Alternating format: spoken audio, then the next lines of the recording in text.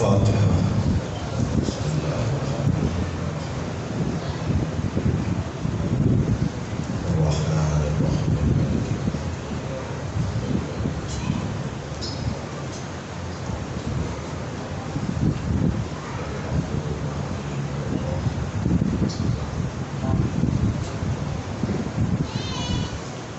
اعوذ باللہ من الشیطان الرجیم، بسم اللہ الرحمن الرحیم۔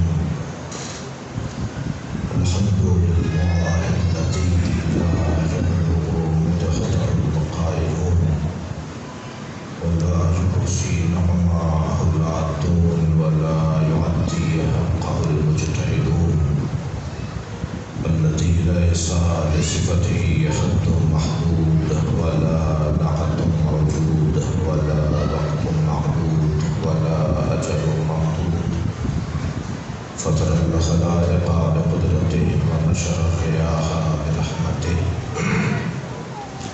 الصلاة والسلام على الرسول المسدد المصطفى الأمجد المحمود الأحمد سيدنا ومولانا ومولى الكونين جد الحسن والحسين وعاني أبا القاسم محمد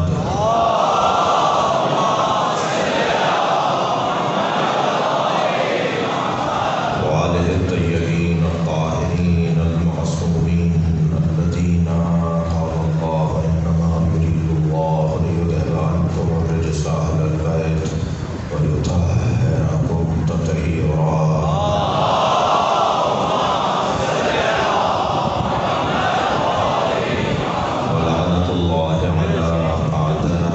أجمعين من يوم عداوتهم إلى قيام يوم الدين. أما بعد، قال الحكيم في القرآن الكريم: بسم الله الرحمن الرحيم. إن هذا لهو البلاء المبين وفديناه بذبح عظيم. صلوات.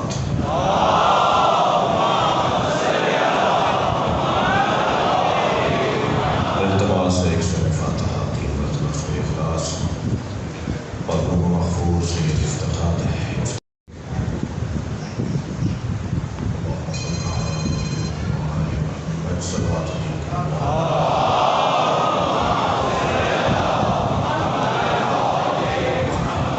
سورہ مبارکہ صافات کی 106 اور 107ویں نشان پر موجود دو آیتیں بہت مختصر ہیں مگر مکمل ہیں۔ خالق کا کلام قرآن اور مخلوق کا کلام نہج البلاغہ،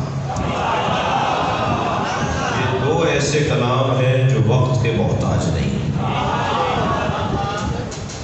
میں اور آپ تو سورج کو دیکھ کر چلتے ہیں نا، سورج علی کو دیکھ کے چلتے ہیں۔ صلوات پڑھیں گے محمد وآلہ۔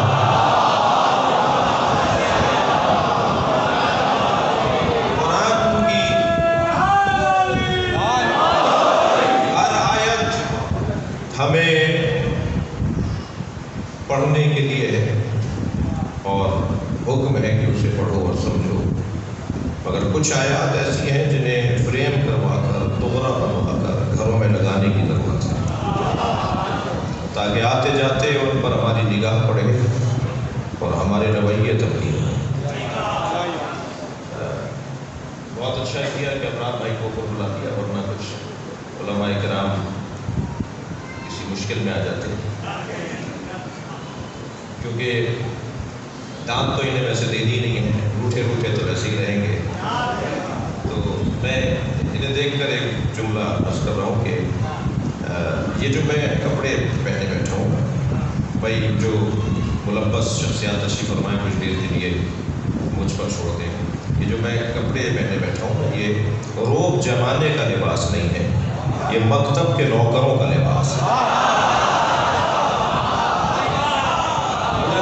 بہجت کی خدمت میں ان کے ایک شاگرد نے، ان کا شاگرد ان کی خدمت میں، ان کا بہت فاضل شاگرد تھے، اور اتفاق سے یہ بات مشاہدے کی ہے جو میں عرض کر رہا ہوں۔ انہوں نے کہا تم لباس کا ہے تمہارا، امامہ کا ہے تمہارا؟ انہوں نے کہا جی میں قابل نہیں ہوں کہ میں امامہ کروں۔ تو انہوں نے اپنے ماتھے پہ ایسے ہاتھ مار کے کہا کہ میں قابل ہوں۔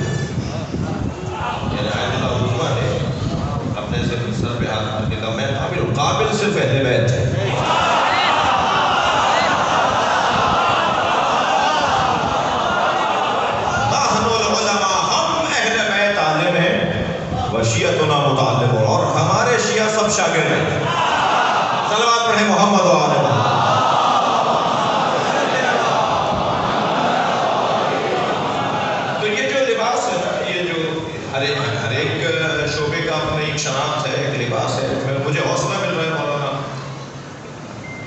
رضا حیدر صاحب قبلہ حافظ اللہ، اور انہوں نے مجھے عزت بخشی کہ اس چینوں کی مجلس کے حوالے سے مجھے یاد کیا.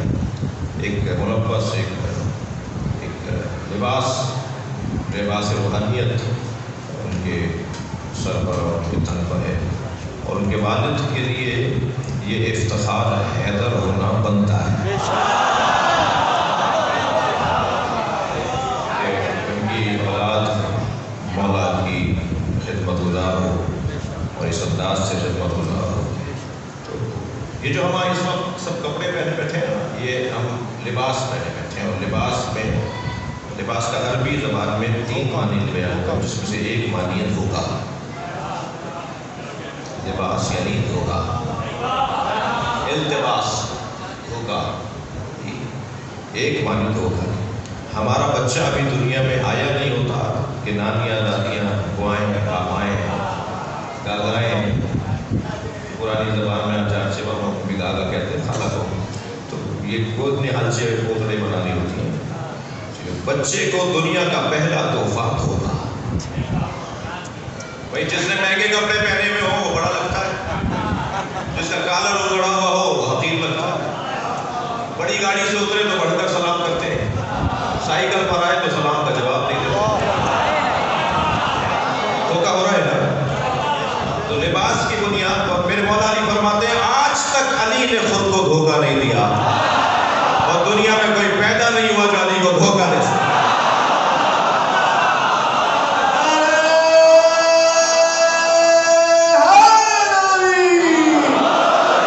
تو یہ جو لباس ہے نا، یہ لباس کسی شعبے کی شناخت کا ذریعہ ہے، ورنہ لباس روب جمانے کی چیز نہیں ہے. دقت چاہوں گا، ایک جملہ عرض کرنا چاہوں گا. عزیزان گرامی، اسلام سیمینار کا موضوع دے رہا ہوں آپ کو. اسلام حلیوں کا نام نہیں ہے، رویوں کا نام ہے. رویہ پکار کے بتائے کہ کون ہے. اور ویسے بھی میرے مخاطب اول علی کے چاہنے والے ہیں ہوں گے، میرے سنی بھائی بھی تشریف فرما ہے، ممکن ہے کوئی ہندو بھی آیا ہو تو کوئی عیسائی بھی آیا ہوا ہو. ہم مجلس ویسے ہی امام بارگاہ میں کرتے ہیں، مسجد میں نہیں کرتے. شیعوں کے پاس پیسے زیادہ نہیں تھے جو مسجد بھی بنا لی اور امام بارگاہ بھی بنا لیا. امام مسجد میں ہی مجلس کر لیتے نا، یہ زیادہ پیسے تھے، فضول پیسے تھے. معاذ اللہ کہ مسجد بھی بنائی، امام نہیں، فضول فلسفہ ہے. مسجد میں ہندو نہیں آ سکتا، یہودی نہیں آ سکتا، عیسائی نہیں آ سکتا. کل اگر ہندوؤں نے شکایت کر دی اللہ سے کہ اللہ میں دین سمجھنے گیا تھا، مسلمان تو مسجد میں آنے نہیں دیتا تھا، کوئی جواب نہیں دے سکے گا، آپ جواب دے سکیں گے. ہم نے مسجد کے ساتھ حسین کا خیمہ بنایا تھا. امام بارگاہ حسین کا خیمہ ہے، ہر آنے والے حر کے لیے کھلا ہوا ہے. صلوات پڑھیں محمد و آل محمد.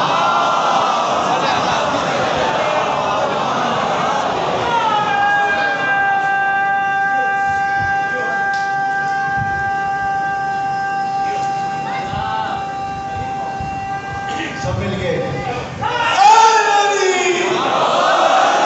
لہذا ہماری تو چال پکار کے بتائے گی کہ کون جا رہا ہے. جب مولا کسی کو مارتے تھے نا، جنازے کے ٹکڑے بتاتے تھے کہ علی کا مارا ہوا.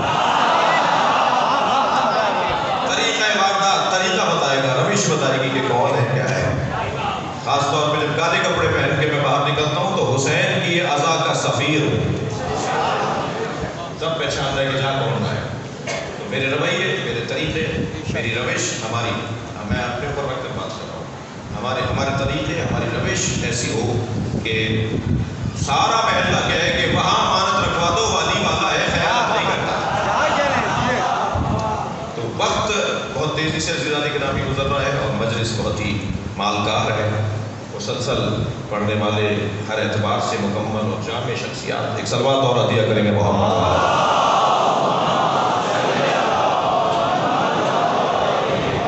اس سے بہتر صلوات ربی کی ذات ہے.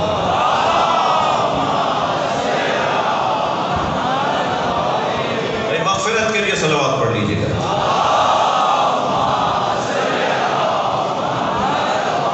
سورہ مبارکہ صافات پروردگار عالم ارشاد فرما رہا ہے، ان ھذا لہو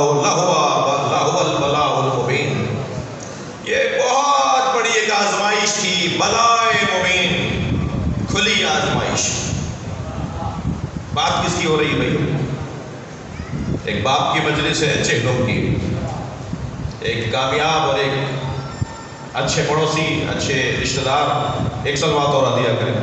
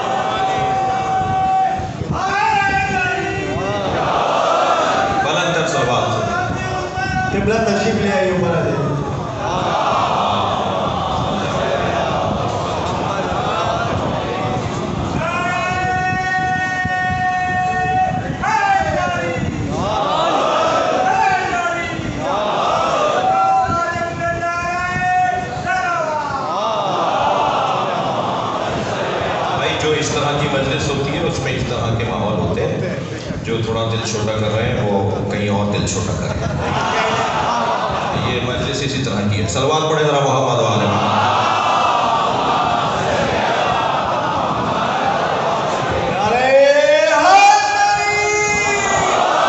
ان ھذا لہو البلاء المبین، یہ کھلی ہوئی آزمائش۔ بات کس کی ہو رہی ہے؟ بات حضرت ابراہیم کی ہو رہی ہے۔ کون سی آزمائش تھی جو کھلی ہوئی آزمائش؟ وَفَدَيْنَاهُ بِذِبْحٍ عَظِيمٍ، اور ہم نے ان کی اس قربانی کو ایک بڑی قربانی پر، ایک ذبح عظیم پر مؤخر کر دیا۔ اللہ اللہ بائے بسم اللہ بدر۔ علامہ اقبال کہتے ہیں کہ اللہ اللہ بائے بسم اللہ بدر، مانیے ذبح عظیم آمد بسر۔ بائے بسم اللہ علی کی ذات، وہ جو جنت سے دمبا آیا تھا وہ کہنے کے جی وہ عظیم تھا، عظیم الجثہ تھا، موٹا تھا، اس لیے اللہ نے کہا کہ ہم نے اس پر قربانی کو۔ میں تو ایک جملہ عوامی خطیب کو ایک جملہ کہوں گا، جو علی کو نہیں مانتا نا ہر واہیات کو ولی مان لیتا ہے۔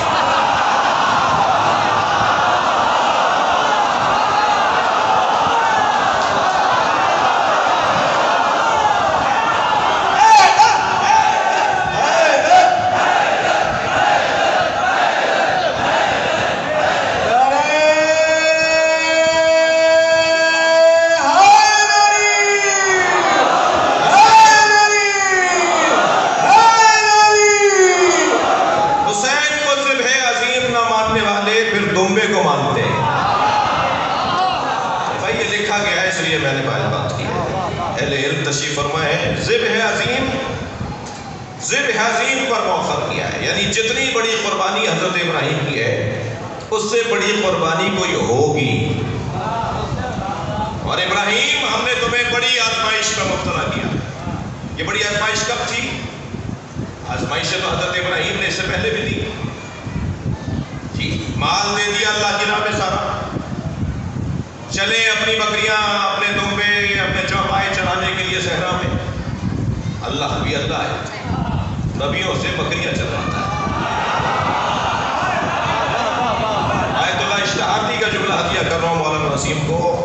آیت اللہ اشتہاردی فرمانے تھے، محمد یہ اشتہاردی مسجد فیضیہ میں، مدرسہ فیضیہ میں فرمانے لگے کہ کبھی اس پہ غور کیا کہ اللہ نے نبیوں سے بکریاں کیوں چروائی ہیں؟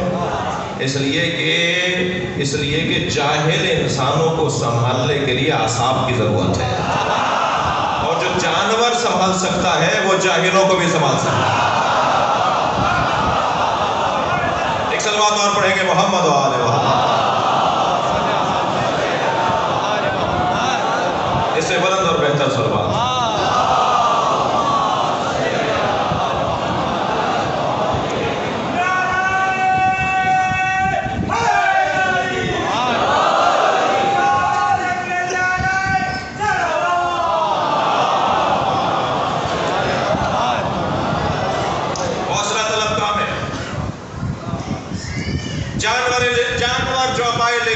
صحرا میں چرانے کے لیے جبریل کی آواز آئی، اللہ تیرا ابراہیم اپنا مال تیری راہ میں دینے کو تیار ہے، کہ جاؤ خود جا کر دیکھ لو۔ ابھی برابر سے گزرے تسبیح الہی کرتے ہوئے، سبوح قدوس ربنا ورب الملائکۃ والروح، کان کھڑے ہو گئے حضرت ابراہیم کے۔ فرمایا یہ ذکر تو میرے اللہ کا ہے۔ تو کہا تمہارے اللہ کا ذکر صرف تم ہی کرتے ہو، کوئی اور بھی تو کر سکتا ہے۔ کہا تسبیح بہت اچھی ہے، ایک دفعہ اور سناؤ۔ جبریل نے کہا کہ اس کے عوض دو گے کیا؟ کہا 1/3 جانور دے دوں گا، جتنے جانور ہیں اس میں تیسرا حصہ مال دے دوں گا۔ تو جبریل نے سنا دیا ذکر، پھر آنکھوں میں آنسو بھر لائے، کہا ایک دفعہ اور سناؤ۔ کہا آپ کیا دو گے؟ کہا جتنے رہ گئے آدھے دے دوں گا۔ پھر حضرت جبریل نے جب یہ تسبیح سنائی، سبوح قدوس، یاد رہے یہ تسبیح حسین کی پسندیدہ تسبیح ہے۔ یہ ذکر ہے سبوح قدوس ربنا ورب الملائکۃ والروح۔ کہا ایک دفعہ اور سناؤ۔ کہا آپ کیا دو گے؟ کہا جتنا مال بچائے سب دے دوں گا۔ بھائی مجھے ایک جملہ کہنے دیجئے، جس نام سے پیار ہونا اس نام پہ خرچ کرنے کو دل کرتا ہے۔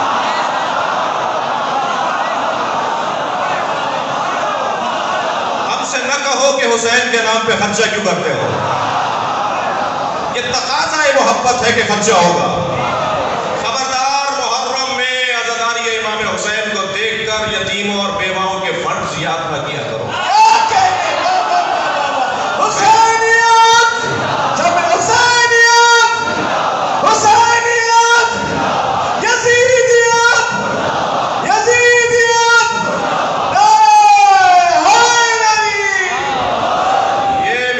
آپ کو اچھا لگنا چاہیے، 16 فلاحی ادارے چلا رہا ہوں پورے پاکستان میں، مجھے تو زیادہ پیسے چاہیے اور چندے چاہیے، مگر گزارش کر رہا ہوں خبردار امام حسین کی عزاداری کے نام پر کوئی فنڈ نہ بناؤ، اسے کم کرنے کے لیے، اسے کاؤنٹر کرنے کے لیے۔ کہنے لگے یہ آپ نے اتنا خرچہ کر دیا مولانا، آپ نے اتنی بڑی مجلس کر دی اور لاکھوں روپے خرچ کر دیا، اسے مورے بانٹ دیتے، بتاشے بانٹ دیتے اور علاقے کی یتیم اور بیواؤں کا خیال کر لیتے، تو میں ایک جملہ کہہ کر آگے بڑھوں گا، منزل تبدیل کروں گا، نظام حسینی کو مضبوط بنا لو، حسین یتیم خود پال دیں گے۔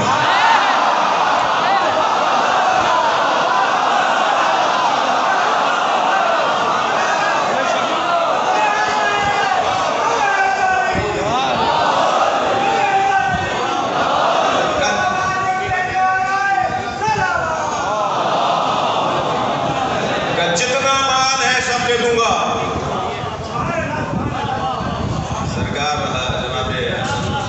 حسن صغیر آبدی صاحب ہمارے جملہ پہ پڑھتے ہیں، مصرع ہوتا تو دوبارہ پڑھ دیتا، ایک سلوات پڑھے محمد آل محمد۔ تو سارا مال دے دیا بھائی حضرت ابراہیم نے، سارا مال دے دیا، جبریل کے حوالے کر دیا۔ تو کہا آپ تو کچھ دینے کو بھی نہیں ہے، پھر بھی سناؤ۔ تو جبریل نے مال واپس کرتے ہوئے کہا میں جبریل ہوں، ہمیں تمہارا مال نہیں چاہیے تھا، تمہارا دل چاہیے تھا۔ اللہ کی راہ میں مال دینے کو تیار ہو گئے، سب کچھ دے دیا، ذکر پر، اس کے ذکر پر سب کچھ دے دیا۔ تو آزمائش تو مال کی حضرت ابراہیم کی یہ بھی تھی۔ اور قصہ آگے بڑھا، جا کر سارے بت توڑ دیے، کسی کی آنکھ پھوڑی، کسی کی ناک کاٹی، کسی کا کھپا کاٹا، کسی کا گھٹنا توڑا، اور بڑے بت کے گلے میں کلاڑی لٹکا دی، اور سب بلا کر لے آئے کہ یہ ہو نہ ہو اسی کا کام ہے جسے ابراہیم کہتے ہیں۔ دیکھا کسی نے نہیں تھا، یقین سب کو تھا کہ کام کس کا ہے، کام بتاتا ہے کہ کام کس کا ہے۔ سید رضی نے نہج البلاغہ کی سند نہیں لکھی، تو اعتراضات 18 اعتراضات ڈال دیے نہج البلاغہ پر کے ساتھ، یہ اعتراض، یہ شبہ، یہ شبہ، یہ شبہ۔ اس میں سے ایک شبہ یہ ڈالا کہ کیونکہ سند ہی نہیں ہے، اور جس حدیث کی سند نہ ہو اعتبار سے گر جاتی ہے۔ نہج البلاغہ کی سند لکھی نہیں ہے مگر ہے، اور سید رضی نے کیوں نہیں لکھی سند؟ اگر سند کے ساتھ نہج البلاغہ لکھتے تو 5 جلدوں میں 8 جلدوں میں ہو جاتی نہج البلاغہ۔ سید رضی نے نہج البلاغہ کی سند کیوں نہیں لکھی؟ ایک جواب ان بچوں کے لیے کہتا ہوا جا رہا ہوں۔ سید رضی نے نہج البلاغہ کی سند اس لیے نہیں لکھی کہ کلام پکار کے بتائے گا علی کا ہے، کسی میں جرأت ہے تو علی نبھائے. اگر کسی نے دیکھا دیکھی میں علی کی طرح بول بھی دیا نا تو نبھانا مشکل ہو جائے گا. میں زمین کے رستوں سے زیادہ آسمان کے رستوں سے. صلوات پڑھے محمد و آل محمد.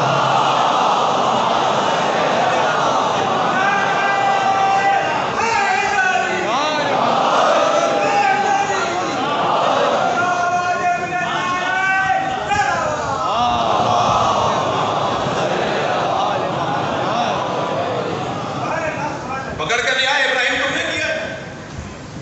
دیکھیے فرمایا اسی نے کیا ہوگا جس کے گلے میں کلاڑی لٹکی ہے. کہنے لگے وہ تو ناک پہ بیٹھی مکھی نہیں جل سکتا. تو حضرت ابراہیم دیکھیں ہم مردوں کو اسماء فم بولتے ہیں نا, یہ مجلسیں زندوں کو اسماء فم بلواتی ہیں. حضرت ابراہیم نے کہا جو ناک پر بیٹھی مکھی نہیں جل سکتا وہ تمہیں پالتا کیسے ہے, وہ تمہارا رب کیسے ہے. جھنجھوڑ کے رکھ دیا پورے دربار کو. اب بات بند تو نہیں پائی, فوراً گرفتار کر کے زندان میں ڈال دیا.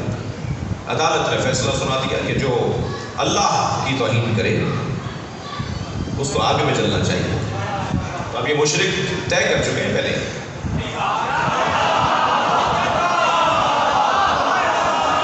اور حضرت ابراہیم کو منجنیق میں ڈال کر پھینکا, اور حضرت ابراہیم جب آگ کی طرف جا رہے تھے تو اب دوسرا امتحان شروع ہوا.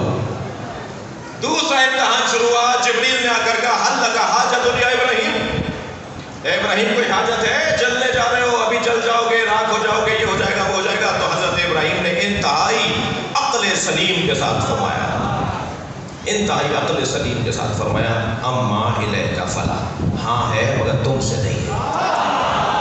حاجت ہے مگر تم سے کوئی حاجت نہیں. کہا پھر کس سے؟ کہا اسی سے ہے جس نے تمہیں آنے کی اجازت دی ہے. کہا پھر بتا دو, جا کر پہنچا دو کہ تمہاری حاجت کیا ہے. تو فوراً حضرت ابراہیم نے فرمایا علمہ بحالی یغنی عن سوالی, وہ مجھے دیکھ رہا ہے اور اب میرا سوال کیا بچا, اس کی توجہ ہی تو میری حاجت ہے. میرے مولا سجاد فرماتے ہیں میں دعا اس لیے نہیں مانگتا کہ قبول ہو جائے, میں دعا اس لیے نہیں مانگتا کہ قبول ہو جائے, دعا اس لیے مانگتا ہوں کہ مانگنا عبادت ہے. صلوات پڑھے محمد و آل محمد.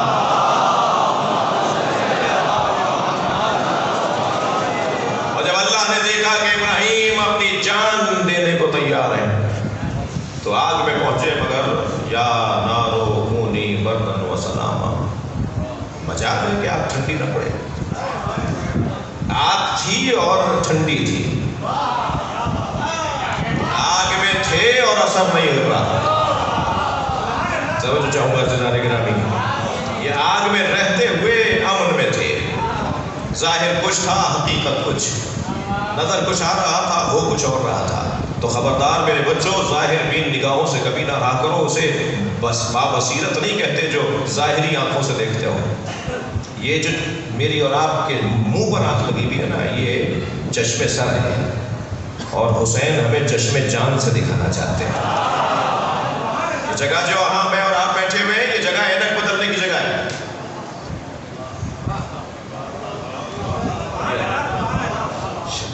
سرخ شیشوں والی اینک سے اگر شلجم کو بھی دیکھیں گے تو چقندر لگے گا.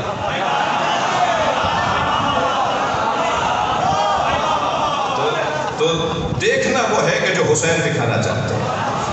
ظاہر بھی نگاہوں سے دیکھنا یہ کارنامہ نہیں ہے. حسن یہ ہے کہ وہ دیکھیں جو حسین دکھانا چاہتے ہیں. میں ایک جگہ سے گزر رہا تھا, میرے بڑھتے ہوئے قدم رکے اس لیے کہ سامنے سانپ بیٹھا ہوا تھا, میرے رستے پہ سانپ بیٹھا تھا. اب میں سوچنے لگا آگے بڑھوں گا تو موضوع یہ ہے حملہ کرے گا. مجھے کھڑا دیکھ کر کچھ لوگوں نے کہا دیکھو بڑی شجاعت کی باتیں, بڑی بہادرانہ باتیں, بڑی باتیں کرتے ہیں, سانپ سے کر رہے ہیں. اب میں سوچنے لگا ان کے چڑھانے میں آؤں یا عقل مندی کا ثبوت. بہت سے لوگ چڑھا کے غائب بھی ہو جاتے ہیں. تو ابھی ہم کھڑے سوچ رہے تھے کہ یہ چھوٹا سا بچہ میرے برابر میں کھڑا ہوا اور کہنے لگا مولانا یہ پلاسٹک کا سانپ. جیسے مجھے معلوم ہوا پلاسٹک کا سانپ ہے, میں نے اس پہ پیر رکھا, اسے کچلتا ہوا چلا گیا. معلوم یہ ہوا جب حقائق روشن ہو جاتے ہیں تو اقدامات بھی تبدیل ہو جاتے ہیں. بھائی جملہ نہیں لیا آپ نے, جملہ اس سے بڑا دے دیتا ہوں. ساری دنیا جس یزید سے ڈر رہی تھی, حسین اس کو خوب جانتے تھے. خبردار کسی کو کسی مادی بنیاد پر حساب میں نہ لانا.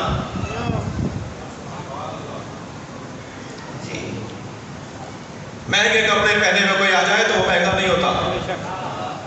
یہ شبیل پینے والوں کی کا ذائقہ اور مذاق عرفان ہی کچھ اور ہے. ہم فٹوں سے قد نہیں ناپتے,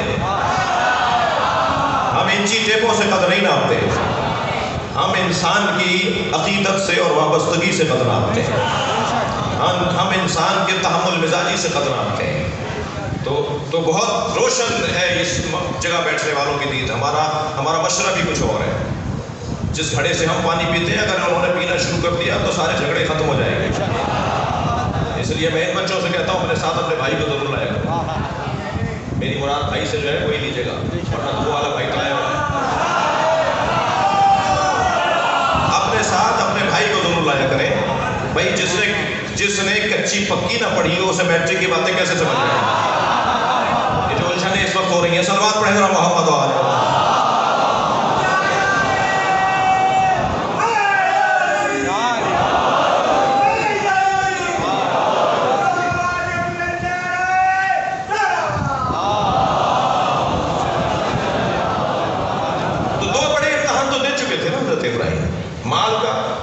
مال کا اور جان کا امتحان.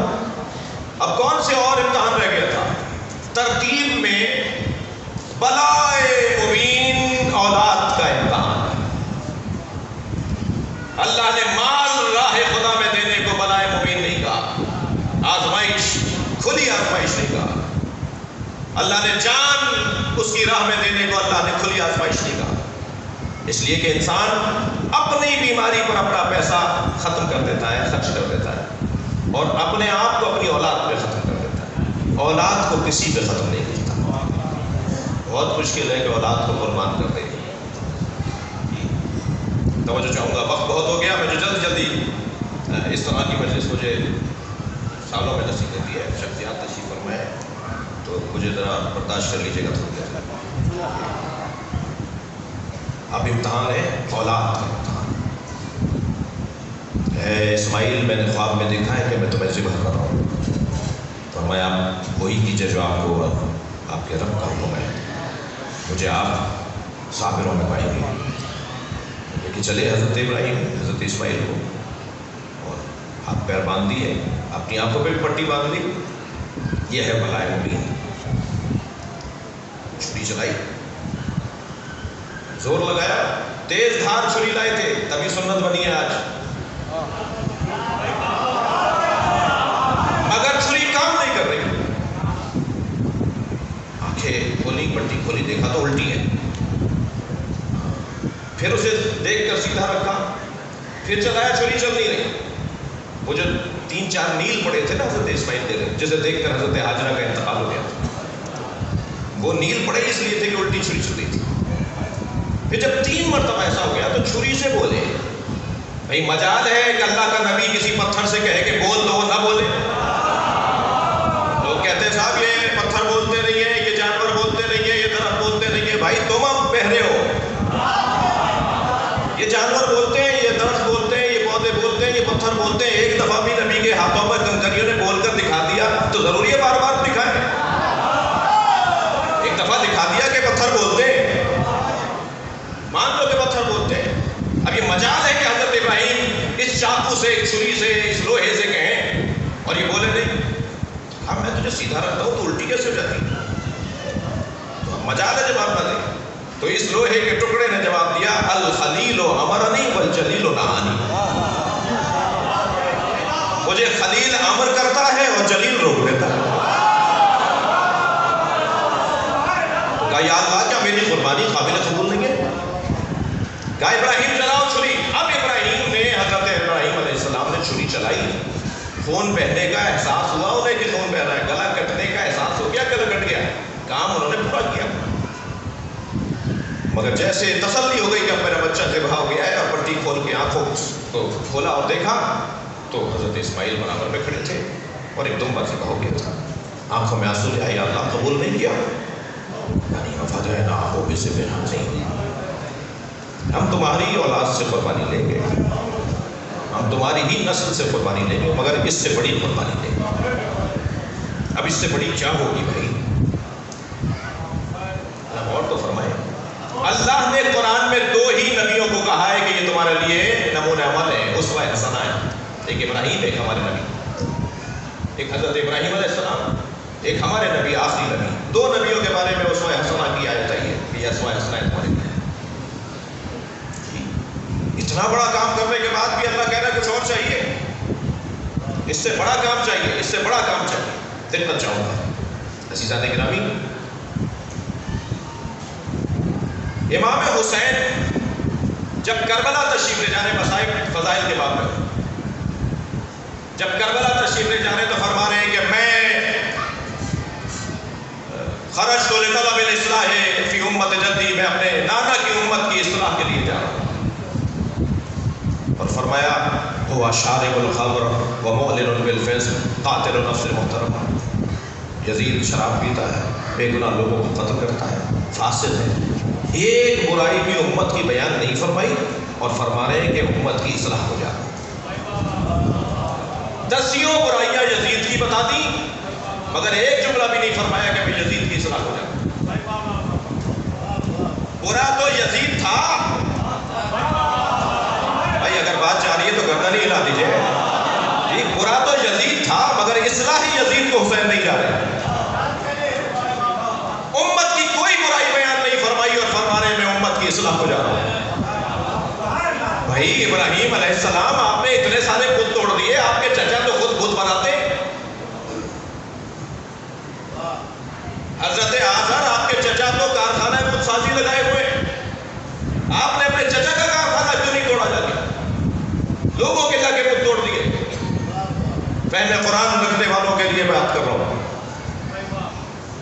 ابراہیم علیہ السلام نے چچا کے بت خانے کو جا کے نہیں توڑا، اس لیے کہ اگر یہ معاف کیجیے گا کارخانے بت سازی کو نہیں توڑا، کارخانے کو جا کے نہیں توڑا، اس لیے کہ یہ کارخانہ بند ہوگا، یہ کارخانہ بند ہوگا تو کوئی اور کھل جائے گا.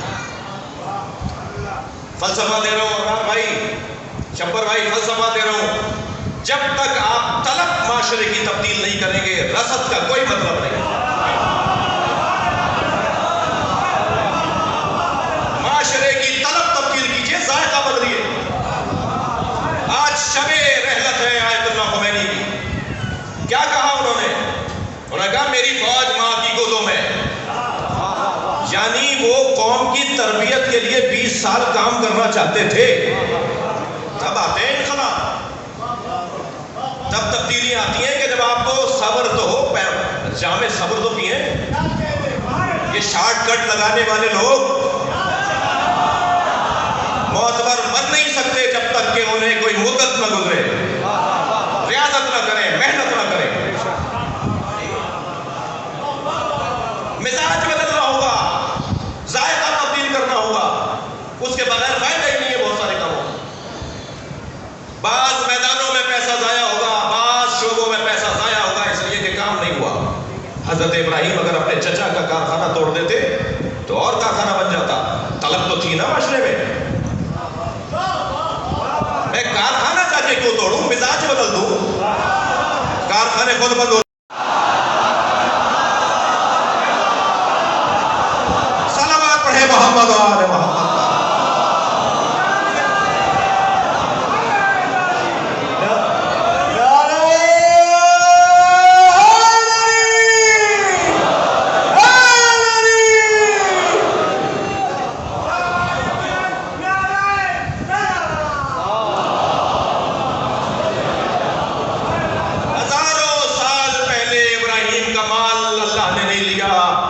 جان اللہ نے نہیں لی، اولاد اللہ نے نہیں لی، ہزاروں سال بعد حسین کا مال بھی لے لیا، جان بھی لے لی، اولاد بھی لے لی.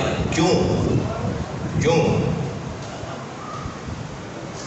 آپ کا یہ 4 سال کا بچہ، آپ کا یہ 1 سال آپ کی بچی پوتی بیٹی جو بھی آپ کے گھر میں رشتہ ہے، جو کم سے ہے ٹافی کھانے والے بچے، آپ کا بیٹا مثال بیٹے کی لے لیجیے،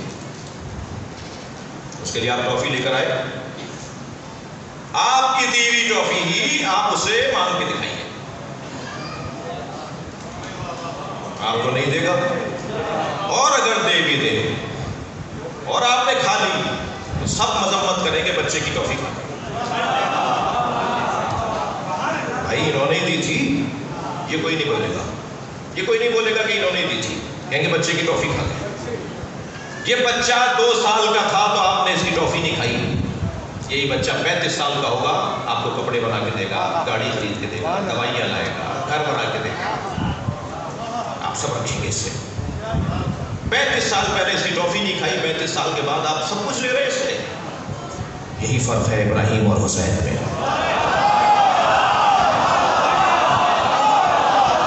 ابراہیم سے کچھ نہیں لیا، حسین سے سب کچھ لیا.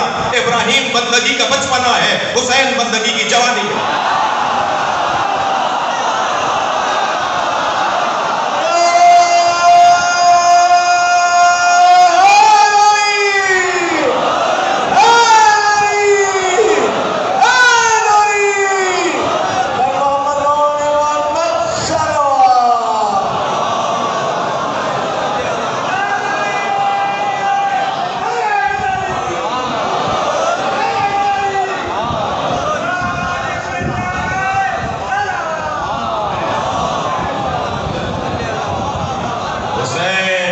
بندگی کی جوانی کو کہتے ہیں، لہذا حسین کا مال بھی لوٹے گا، اللہ کی راہ میں حسین لٹا دیں گے، حسین کی جان بھی جائے گی. اور ایک ابراہیم کا ایک اسماعیل نہیں، حسین کے حسین مولا کا ایک اسماعیل نہیں،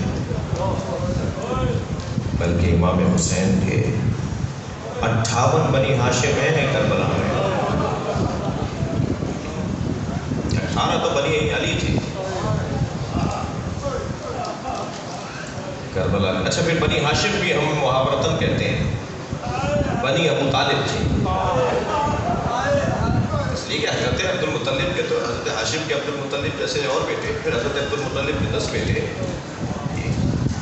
بنی ہاشم کہیں گے تو پھر حضرت عبد المطلب کی اور اولادیں، وہ تو کربلا میں نہیں، صرف حضرت ابو طالب کی نسل. 58 بنی ابو طالب ہیں، ایک اسماعیل نہیں دیں گے حسین. ایک باپ کی مجلس ہے، مجلس مولانا اللہ ان کی قبر سے جنت کا وہ دروازہ کھولے جس میں پہلا دیدار حسین کا ہو. بہت اہتمام سے آپ نے مجلس کا انتظام کیا ہے، اور آپ سب بھائیوں کو میں دیکھ رہا ہوں کہ باپ کا جانا، باپ کا مرنا ایک سایہ، ایک شفقت، ایک پیار. یادیں آپ کو مدتوں سے جائیں گی، ان کی باتیں آپ کو مدتوں سے لائیں گی. چلیے ذرا کربلا چلیے.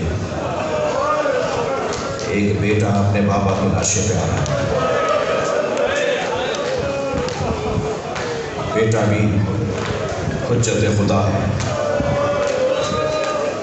جب بابا کی لاشے پہ آئے نا امام سجاد، میں بہت جلدی 3-4 منزلیں لوں گا.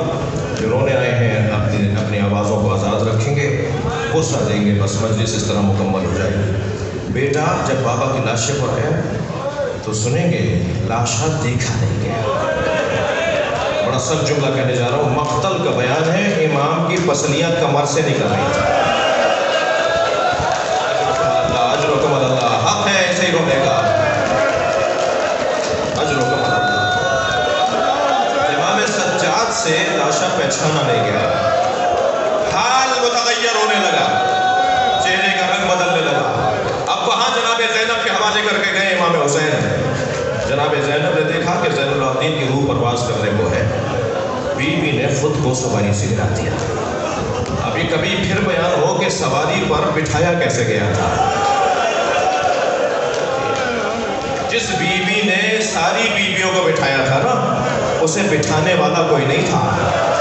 اللہ آپ کو جناب زینب کی زیارت کا شرف عطا کرے. جب آپ جائیں نا بیوی کی زیارت کے لیے تو زیارت نامہ ضرور پڑھیں گے. زیارت نامے کے پہلے صفوں پہ لکھا ہوا ہے کہ جب 11 محرم کو اونٹ پر بٹھائی جا رہی تھی تو نہر کی طرف رک کر کے کہہ رہی تھی، عباس اجرکم اللہ، اجرکم اللہ، حق ہے اجرکم اللہ. اب وہ جو بیٹھی ایک مصیبت سے تھی، اونٹ سے خود کو گرا دیا. امام سجاد نے دیکھا کہ پھوپھی گری ہے تو لاشا چھوڑ کر پھوپھی کی طرف بڑھے، سہارا دے کر کہا پھوپھی اماں کیا ہوا؟ فرمایا پہلے تم بتاؤ تمہارا کیا حال ہے؟ کہا 2 قدم آگے آئی اور بابا کا لاشا دیکھیے۔ اللہ کسی بہن کو بھائی کا ایسا لاشا اجرکم اللہ اجرکم اللہ پہنچی ہے جناب زینب جب بھائی کے لاشے پر، برابر کی بہن ہے، برابر کی بہن ہے۔ ایک مرتبہ جناب زینب نے لاشے کو دیکھا، کیسا لاشا ہے؟ صرف ایک روایت سنا دوں آپ کو، کیسا لاشا ہے امام حسین کا؟ آیت اللہ نظری منفرد نے قصہ کربلا میں اس روایت کو لکھا ہے کہ ایک یزیدی سپاہی، لشکر یزید کا ایک سپاہی جب خیمے لوٹ رہے تھے تو لوٹتے ہوئے جب پہنچا خیمہ گاہ کی طرف اور وہاں خیمے لوٹ رہے تھے تو اس نے اسے کچھ نہیں ملا، تو ایک لوٹنے والے سپاہی سے کہا کہ مجھے کچھ نہیں مل رہا، سب نے لوٹ لیا، کچھ ملے گا، کوئی مال حسینی خیموں سے کچھ ملے گا؟ تو اس نے کہا کہ یہاں تو سب لوٹ چکا، حسین کا لاشا لوٹا جا رہا ہے۔ اجرکم اللہ کہتا ہے میں حسین کے لاشے پر پہنچا تو حسین کا امامہ کوئی لے جا چکا، حسین کی آبا کوئی لے جا چکا، حسین کی نالینیں کوئی لے جا چکا، حسین کے بدن پہ کچھ بچا نہیں تھا، بس ایک کرتا تھا جو پھٹا ہوا تھا۔ کہنے لگا میں نے اس کرتے کو دیکھ کر اپنے آپ سے کہا کہ اس کا تو کچھ بھی نہیں ملے گا، یہ تو کچھ بھی اس کا انعام نہیں ملے گا۔ میں چھوڑ کر جانے لگا تو میری توجہ ہوئی کہ حسین نے اس پھٹے ہوئے کرتے کو روکنے کے لیے کمر میں پٹکا باندھا، تو کہتا ہے میں نے سوچا کہ اس پٹکے کی قیمت مل جائے گی، مجھے اس پٹکے کا پیسہ مل جائے گا، تو کہتا ہے میں بیٹھ گیا حسین کے سر بریدہ لاشے کے برابر۔ میں نے دیکھا تو حسین نے 2 گراہیں اس پہ لگائی تھی۔ کہتا ہے میں نے پہلی گرہ کھولنا چاہی تو حسین کا ہاتھ اٹھ کے آیا، والا شہید ہو چکے ہیں، حسین کا ہاتھ اٹھا اور گرہ پر آ گیا۔ کہتا ہے میرے اندر طاقت بہت تھی، میں نے مکمل طاقت سے ہاتھ ہٹانا چاہا مگر حسین کا ہاتھ ہٹتا نہیں تھا۔ عزادارو اللہ کرے بیان ہو جائے اور آپ سن لیں، تو کہتا ہے میں نے مکمل طاقت سے حسین کا ہاتھ ہٹانا چاہا مگر ہاتھ ہٹتا نہیں تھا، میں نے خنجر نکال کر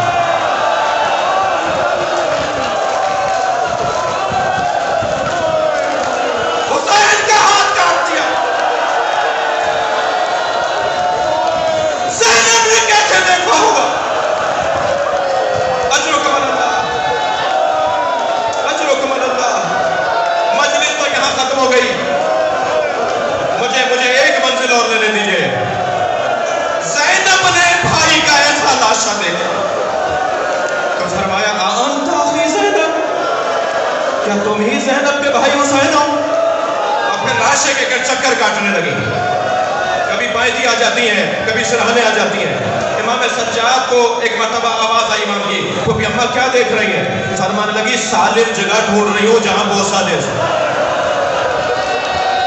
حسین کے بدن پہ زینب کو سالم جگہ نظر نہیں آئی۔ میری بیوی نے کٹی ہوئی گردن کا بوسہ دیا اور پھر مدینے کی طرف رک کر کے نانا کو سلام کیا۔ بس آخری روایت اور مجلس مکمل، میرے بھائی میر حسن نوحہ پڑھیں گے۔ ایک مرتبہ بیٹھ گئی امام حسین کے بدن کے برابر میں اور زارو قطار رونے لگی۔ امام سجاد نے فرمایا پھوپھی اماں آپ عالم ہے میرے معلمہ، آپ حوصلہ کیجئے، ہمت کیجئے۔ فرمانے لگی زین العابدین دیکھ رہے ہو میرے بھائی کے بدن پہ دھوپ آ گئی ہے، میرے سر پہ چادر نہیں ہے، میں کمسن تھی، اپنے گھر کے صحن میں سو رہی تھی، مجھے یہ دیکھ کر یاد آ رہا ہے کہ میں کمسن تھی، اپنے گھر کے صحن میں سو رہی تھی، سارے صحن میں دھوپ آ گئی مگر میرے اوپر سایہ تھا، تو میں نے پہلو بدل کے دیکھا کہ یہ سایہ کیسا ہے، تو یہی بھائی تھا جو چادر پکڑے کھڑا کہ کہیں میری بہن پہ دھوپ نہ آ جائے۔ اب بتاؤ یہ زینب کہاں جائے؟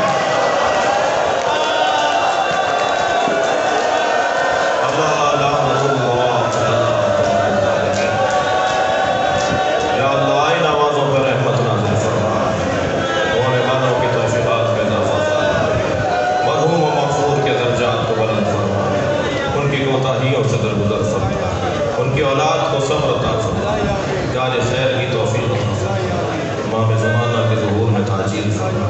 ایک سورہ فاتحہ 3 مرتبہ سورہ اخلاص اور مغفور سید افتخار حیدر رضی ابن سید احسان حیدر رضی